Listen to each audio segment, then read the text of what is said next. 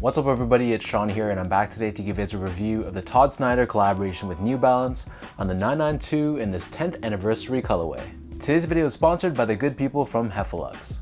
Heffelux is my all-time favorite sneaker insoles, and they sell ETPU insoles, which essentially is the same material you'll find with Adidas Boost. So if you're looking to add some additional comfort inside your shoes, be sure to check out their website, which I've linked down below.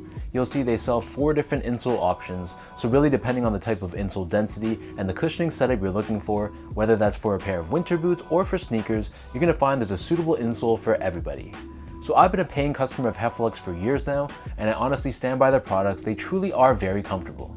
So if you guys want to check them out and try a pair for yourself, be sure to use the code SEANGO at checkout to get 15% off your entire purchase. So Todd Snyder is a menswear label based out of New York City, and last year was their 10-year anniversary, so they released this 992 to celebrate. So these released as a pre-order on December 1st of last year, but I think they just called it a pre-order, and the fact that they sold out pretty much instantly meant that the pairs were probably just delayed, so it left a lot of people pretty upset and empty-handed. So these retailed for a price of $240 US, which is the equivalent to roughly 310 Canadian. The colorway for this shoe is gray, and the style code is M992TA. So since Todd Snyder is based out of New York City, it makes sense that the colorway for this shoe is actually inspired by the skyline of New York City. So let's take a deep dive into this shoe and I'll break down all the components. So on the toe box, the base layer of the shoe is constructed out of this gray colored mesh. Right above this, we have this silver hit of reflective 3M, and we have more of these reflective hits overlaid on the sides of the toe box. Wrapping around the front toe cap, we have this very plush gray colored suede, and this same suede covers the mid panel of the shoe as well. Stitched on top of this, we have the New Balance N logo, which is done also in this reflective finish in a combination of white and silver. And right above this, covering the eyelets, we have these 2 hits of vegetable tan leather, and in between this, we have this light gray colored suede. Moving downwards, we have more of that gray colored mesh with another overlay of the silver reflective 3M on the sides. And then next to this, we have another hit of reflective material, but this is done in more of a matte gray finish. Surrounding the bottom of the heel, we have more of that very plush gray colored suede, and we have this oval shaped cutout on the heels, which reveals 2011 on the left shoe and 2021 on the right shoe, representing the years of business for Todd Snyder. And at the very top of the heel, we have another hit of this vegetable tan leather.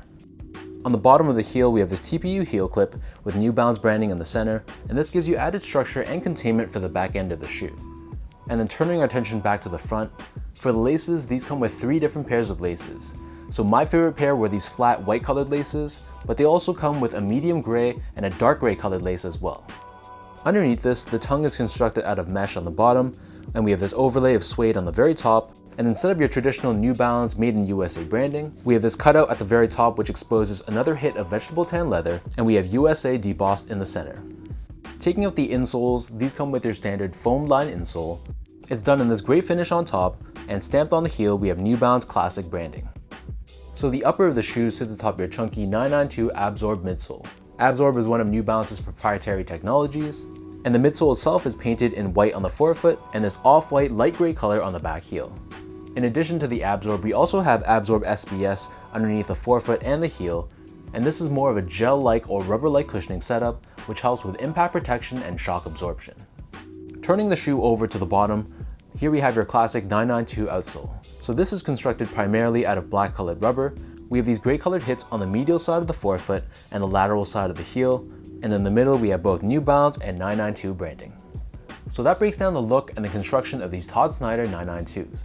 And for those wondering how these fit, to me these fit like most of my other 992s, so I personally prefer to go a half size down. So my feet measures as a true size 10, slightly on the wider side, and for New Balance shoes I wear between a 9.5 and a 10. So for example, models I go a half size down in include the 992, the 998, the 990 V3, V4, V5, and most of my 550s.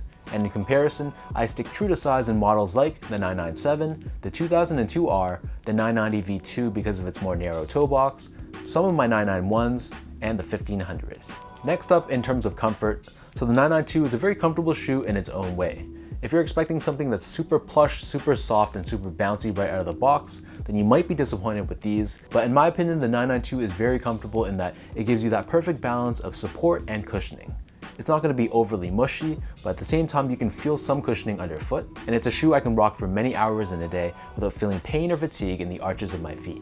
So if you're looking for a very well-rounded, well-supportive shoe, then I definitely recommend the 992, but keep in mind the shoe is quite chunky, so you'll feel pretty elevated off the ground, and it's not the lightest shoe out there either.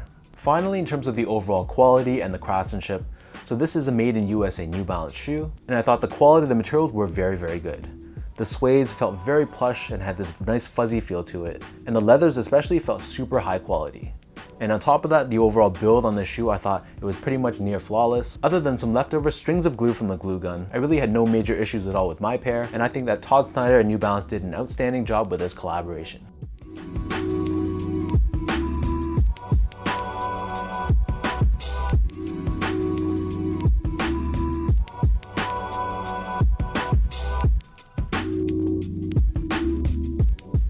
So with all that out of the way now, let's lace these up and I'll show you guys how these look on feet.